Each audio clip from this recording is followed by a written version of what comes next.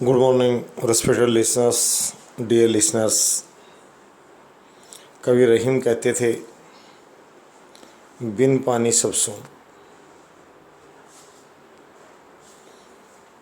आज आवाज़ आ रही है चैनल से, बिन शिक्षा सब सून। शिक्षा के बगैर कोई भी समाज, राष्ट्र, परिवार तरक्की नहीं कर सकता। उसमें वीरानी छा जाएगी, बर्बादी छा जाएगी।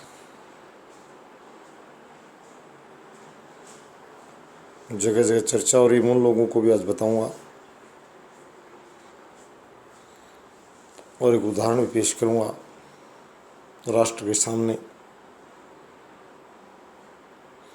अनुसूचित मोहल्लों, अनुसूचित जाति की बस्ती वाले क्षेत्रों में जन्म लेकर महर्षि वाल्मीकि के उपासक समाज, परिवार को जो अपना आदर्श मानता था महर्षि वाल्मीकि जी को, BL मेहरड़ा राजस्थान के झुंझुनू के खेतड़ी कस्बे में जन्म लेकर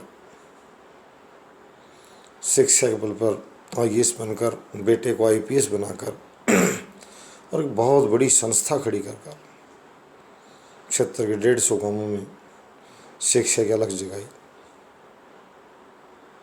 विनोदनी महाविद्यालय जो उस क्षेत्र के 150 गांवों में न कोई सरकार और न कोई साहूकार संस्था बना पाया, उस व्यक्ति ने, BL मेहड़ा नाम के शख्स ने,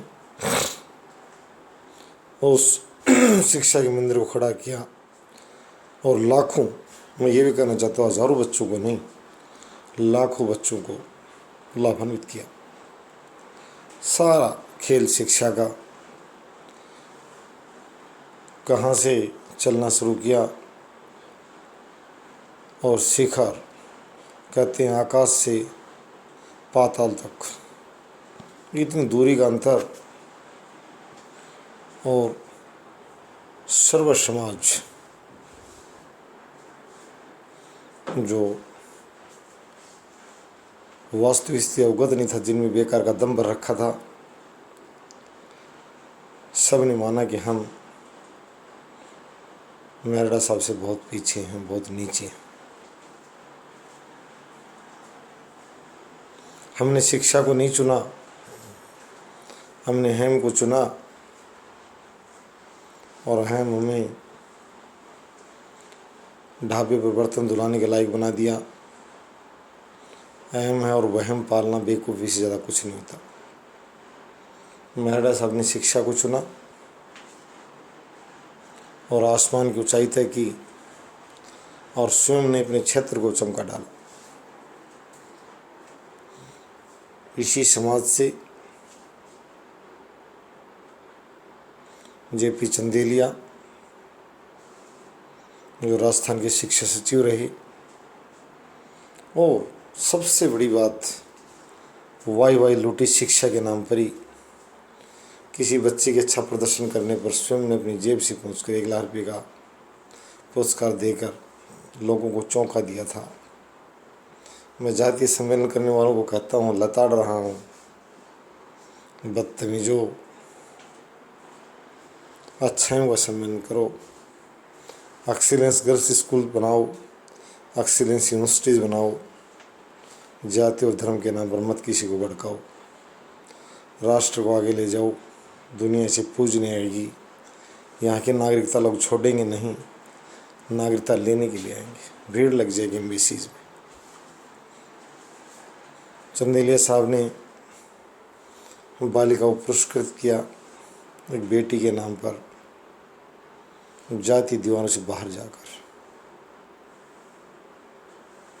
और जब मैदान में उतरे बतौर निर्दलीय प्रत्याशी तो उनको 59,000 वोट प्राप्त हुए और एक तरफी जीत की तरफ बढ़ रहे थे, परंतु सामने 2 प्रत्याशियों ने आपसी समन्वय तालमेल बैठाकर एक ने मैदान छोड़ा और कूटनीति तहत पराजित के बाद दूसरे विधायक भी चुने गए। वर्तमान विधानसभा अध्यक्ष पहली बार विधायक चुने जाने के बाद ही अपनी शिक्षा की धमक दिखाई। में आज यही मेरा मुख्य इन दोनों उदाहरणों से ये है न कोई जाति आ गया, न कोई धर्म आ गया। समानता का दौर वास्तव में आ चुका है। ये बादशाही और अंग्रेज काल में भारतीय में दरारें पैदा की जाती थी। अपने रिश्तेदारों को बढ़ाकर और कमेरों को घटाकर दिखाने की आदत आज जा चली है। मैं बादशाह के रिश्तेदारों को भी कहता हूँ कि समाज को तोड़ें नहीं जोड़ें, समरसता बढ़ाएं और उस काल के उदाहरण नहीं दें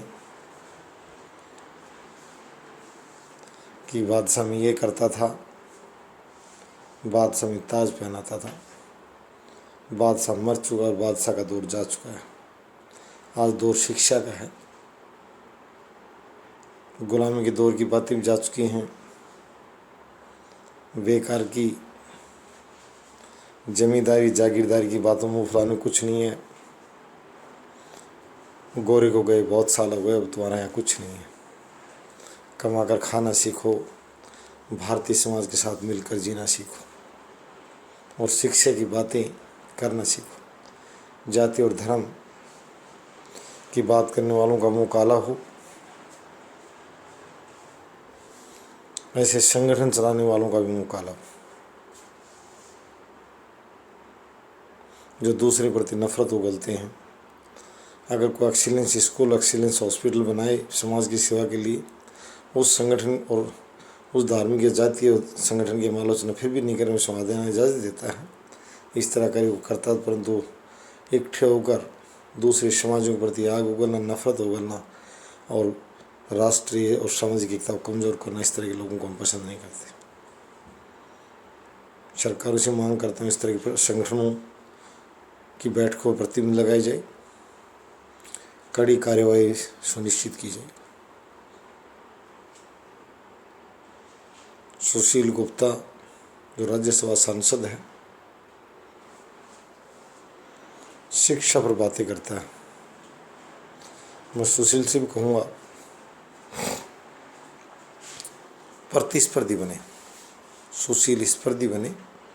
अगर सुशील के पास कोई शिक्षक या कोई शिक्षार्थी अगर है योग्य, तो उसे दूसरे दिल्ली सरकार की पैरवी का उदाहरण जैसे वो दे रहा है सुशील, तो सुशील दूसरे राज्य सरकारों को आमंत्रित करे कि हमारे ये बच्चा है सबसे प्रतिभाशाली, इससे आपके राज्य में को प्रतिभा है तो मुकाबला करके दिखाए।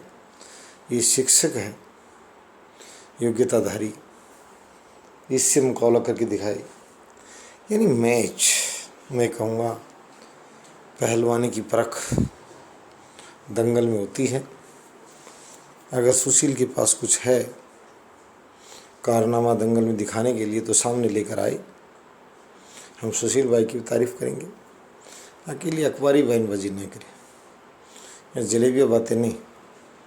मैं सुशील से पुनः कहता हूँ कि चैनल पर आए और सुशील के पास अगर कोई अच्छे, क्योंकि बच्चों का पुंज उसने तैयार किया है, तो निश्चित रूप से उन बच्चों को राष्ट्र के सामने पेश करे। जैसे चंदेलिया साहब और मेहरा साहब की बात आई है, यदि उसका किसी स्तर का बच्चा अपनी प्रतिभा दिखाएगा, दूसरे बच्चे अगर उसे देखेंगे तो कहते हार और जीत दोनों को सीख देती है।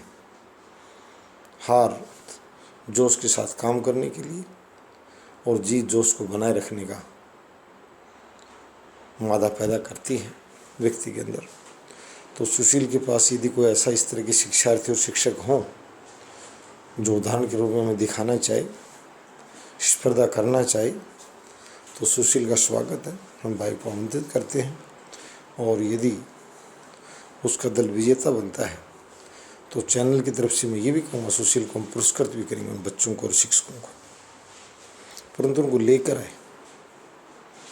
किसी राज्य शिक्षकों को ललकारना और फिर अंदर छिप जाना, ये सुशील कायरता से अधिक कुछ नहीं होगा। यदि उनको ललकारा है तो उनसे मुकाबला करो, लोहा लो और जीत या हार का परिणाम भी चखो। सिर्फ चर्चा से काम नहीं चलेगा कि हम ऊंचे हैं। ऊंचा करने के बाद में जो दूसरा अपने को ऊंचा समझता है, ललकार तब आता है और दोनों की बीच स्पर्धा होते हुए परिणाम तब निकलता है कि ऊंचा कौन सा था। मान दोनों रहे थे। तो मैं सुशील भाई से कहूँगा जो आम आदमी पार्टी के हरियाणा प्रभारी हैं कि वो अगर उन्होंने शिक्षा की बात की है तो शिक्षा की बात सिर्फ राजनीतिक रूप से नहीं की जाए